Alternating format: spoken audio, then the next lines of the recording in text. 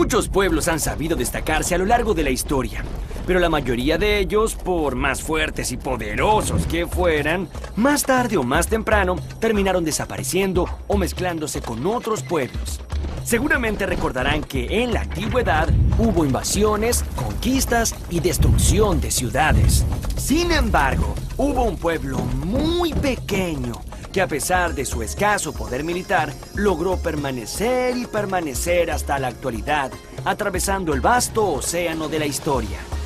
Este fue el pueblo hebreo, que logró perdurar gracias a una poderosa convicción, la de sentirse el pueblo elegido de Dios. Abraham, el primer hebreo. El origen y la memoria del pueblo hebreo se encuentra en el libro más leído de la historia. Bien, veamos, ¿cuál creen que es? Peter Pan. La Bella Durmiente. No. Caperucita Roja. Tampoco. El libro es la Biblia.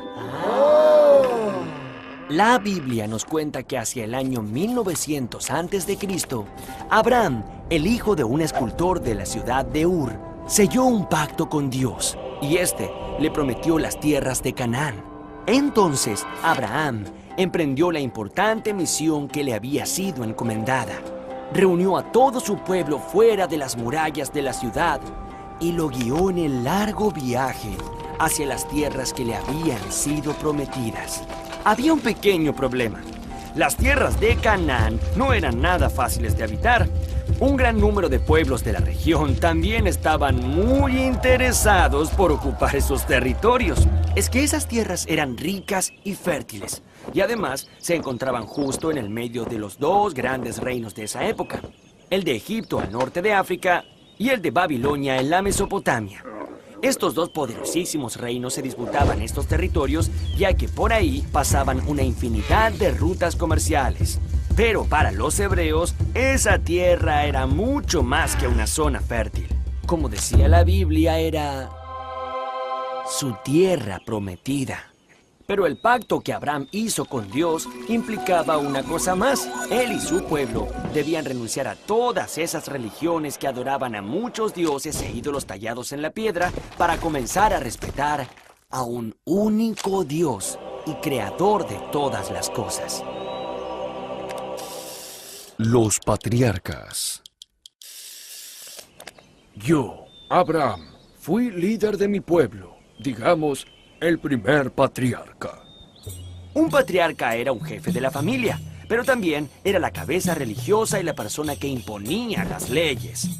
Del patriarca dependía su esposa, sus hijos y los hijos de las familias allegadas.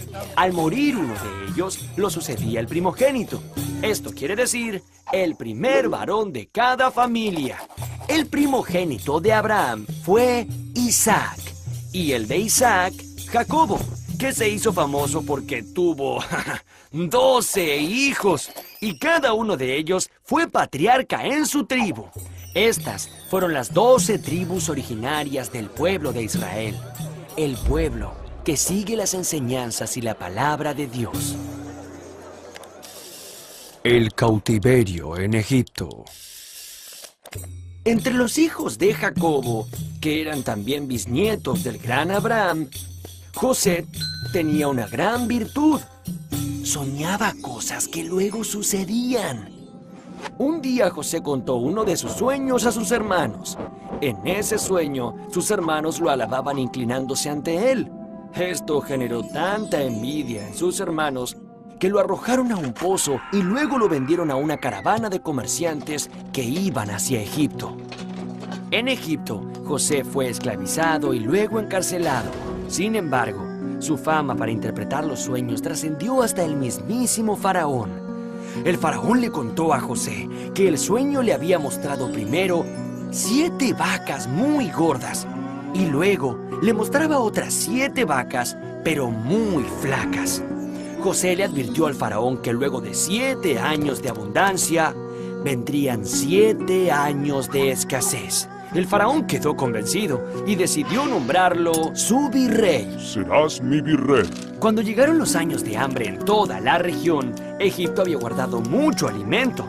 Mientras tanto, los 11 hermanos de José, desesperados por el hambre, viajaron con sus familias hasta Egipto buscando algo para comer. José los recibió, los perdonó y los protegió. Pero este bienestar no iba a durar mucho. Un nuevo faraón se había hecho gobernante de Egipto y, a diferencia del anterior, este temía a los hebreos y los despreciaba mucho. Así que los esclavizó a todos, sometiéndolos a maltratos terribles.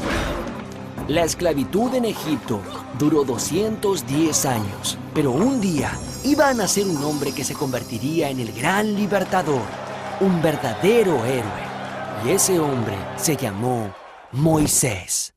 Una vez que Moisés liberó a su pueblo de la esclavitud, tuvo que deambular unos 40 años en el desierto. Durante este periodo, Moisés subió al monte de Sinaí, donde recibió de Dios, el mismísimo Dios, las tablas de la ley que contenían Los 10 mandamientos. Estos mandamientos eran un código de conducta que todos los hebreos debían respetar. Los hebreos protegieron las tablas en el Arca de la Alianza y las transportaron a lo largo del desierto. Dios estaba probando a su pueblo antes de permitirles volver a la tan ansiada tierra prometida de Canaán. El regreso a Jerusalén. Una vez que los descendientes de las 12 tribus hebreas habían regresado a su tierra, empezó el periodo más esplendoroso de esta civilización, el de los reyes de Israel. Así fue que los hebreos decidieron nombrar a un rey fuerte y capaz de combatir a todos sus enemigos. A finales del siglo XI a.C., el buen juez Samuel designó a Saúl como el primer rey de Israel. Este hombre de gran valor derrotó a los amonitas y a los moabitas, pero no pudo con los filisteos. Entonces, un joven pastor llamado David sobresalió entre todos y desafió al gigante Goliat, jefe de todos los filisteos. David derrotó a Goliat usando la inteligencia y no la fuerza. Con tan solo una onda, le dio un golpe certero al gigante justo en el medio de los ojos. Así fue que venció a los filisteos y alcanzó el objetivo de vivir en paz en la tierra prometida y hacer de Jerusalén la capital política y religiosa del reino. El rey Salomón fue hijo de David y dedicó toda su vida a la construcción del templo de Jerusalén, que era el más imponente de todos los templos dedicados a ese único Dios. Además, Salomón, que era un hombre sabio y justo, buscó por todos los medios evitar las guerras y las invasiones, pero no lo consiguió. Los demás pueblos, asirios, babilonios y egipcios, no estaban dispuestos a que las estratégicas tierras de Canaán quedaran solo en manos de los hebreos. En el año 922 a.C., Salomón murió y se armó un lío tremendo, ya que los hebreos no se ponían de acuerdo en cómo defender sus tierras. Entonces se dividieron en dos reinos, el de Judá al sur y el de Israel al norte. Las invasiones. Durante cientos de años, los dos reinos hebreos vivieron separados. Por ese motivo, no tenían la fuerza suficiente para enfrentar a sus enemigos. El reino de Israel duró casi 200 años hasta que el gran emperador de Asiria, Sargón II, lo invadió, destruyó la capital Samaria y expulsó a los hebreos a otras regiones. El reino de Judá duró más tiempo, hasta que un rey de Babilonia, Nabucodonosor II, invadió la ciudad sagrada de Jerusalén. Destruyó el templo que había construido Salomón y expulsó a todos los hebreos a Babilonia. En la Biblia se recuerda este periodo oscuro como la primera diáspora. Durante esos años de cautiverio quedaron en el olvido las viejas disputas entre los hebreos de los dos reinos y todos los descendientes de Abraham pasaron a llamarse por igual, el pueblo judío. Pero tuvieron que esperar 50 años más hasta que en el 539 a.C. fueron liberados por los persas y lograron volver a la ciudad sagrada de Jerusalén, donde reconstruyeron el famoso templo hecho por Salomón. Todas las penurias que habían superado habían hecho que sus convicciones fueran aún más fuertes. poco a poco decidieron aislarse de los demás pueblos de la región, convencidos de que su único Dios era la única verdad. Para ello, los profetas advirtieron durante muchos años los mandatos sagrados de las primeras 5 partes de la Biblia que llamaron Torá. La gran diáspora.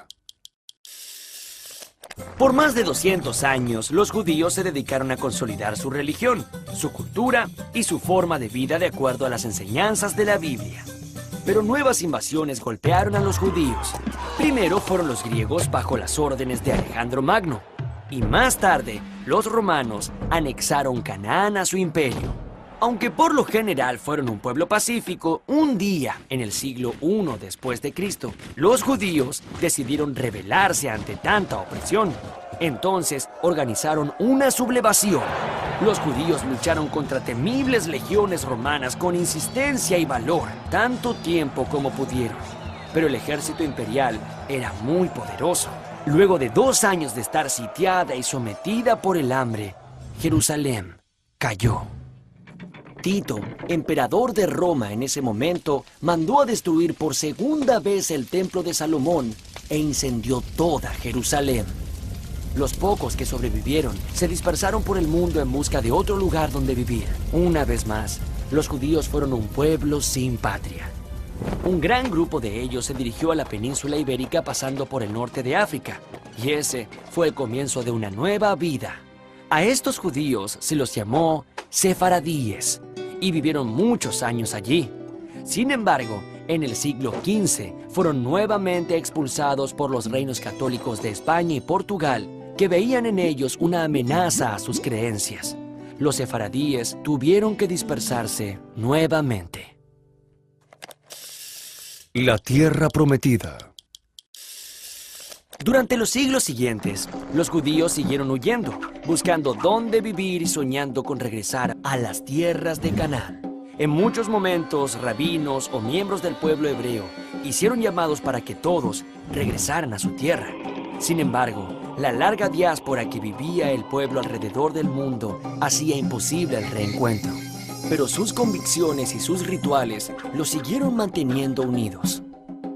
Una de estas prácticas más importantes era la lectura de la Torá, que son los primeros 5 libros de la Biblia.